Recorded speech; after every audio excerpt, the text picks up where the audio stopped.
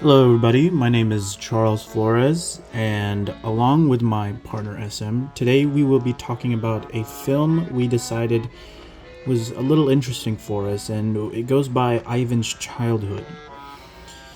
We talked about this film a little earlier about how it affected history, and I believe this would be a great film to talk about, especially the scene in particular we chose. Ivan's Childhood is directed by Andrei Tarkovsky, which is a Soviet war drama film about an orphan boy who goes by Ivan, whose parents were killed during the war, as well as detailing events that he remembers throughout World War II. We wanted to discuss a scene that interested us. This scene in particular takes place near the end of the film once the Germans had been defeated by the Russians. It details the scene where a German town hall is being taken over by the Russians as the people go through the rubble to count the amount of deaths and collect any valuables that the town hall may hold. Ich habe ihn gestern noch gesehen und mit ihm gesprochen und heute, sieht sie, tötete seine Frau und seine Kinder und dann sich selbst. Он видел ее вчера, разговаривал с ним, а ночью он убил свою жену. This scene in particular details something that most of us most likely don't ever want to see in our lives, and it's the dead bodies of children and adults that have been killed in horrific ways. The cameras are positioned in a way that they are closer to the subjects to get us up close and personal with them. This makes us very uncomfortable and claustrophobic with this scene in particular. There's also this close-up shot of a uniform in a dark room lit by a dim light that gives off this ominous feeling with the black background through chiaroscuro.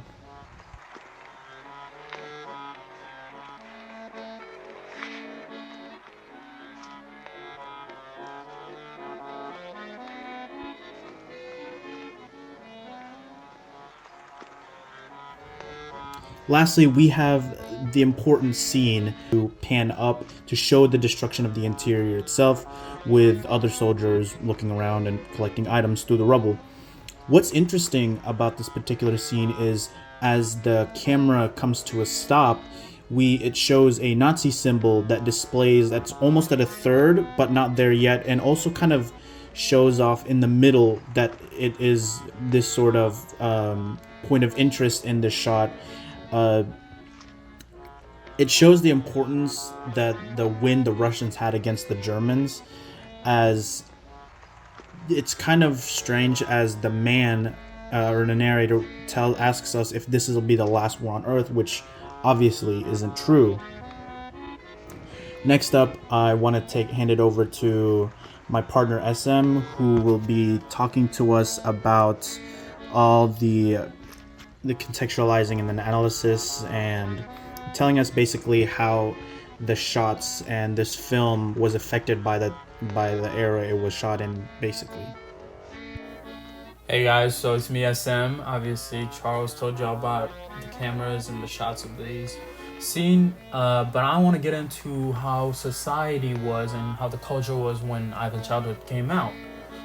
Something to keep in mind are the various different films that came around the same time frame as Ivan's Childhood, and how these films often depicted this heroic narrative of these brilliant Soviet characters in war and fighting for their motherland and everything like that, even though they're in such tremendously difficult circumstances because of Stalin and the Nazi occupation and obviously war.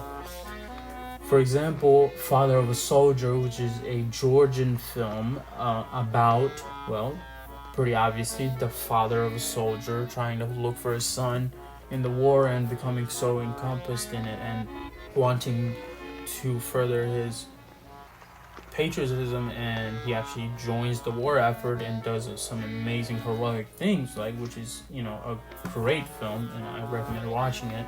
And A Ballad of a Soldier, which is an American film talking about similar stuff, a Soviet soldier, an anonymous soldier who does some heroic things on his way back on a leave because he transported weapons during the war, so he gets to leave a little bit. and he helps out a bunch of people on his way back.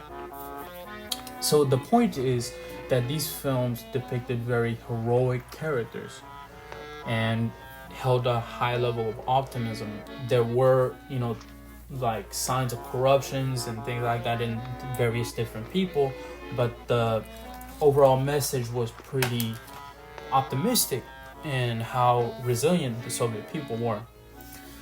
Ivan's childhood was not this at all.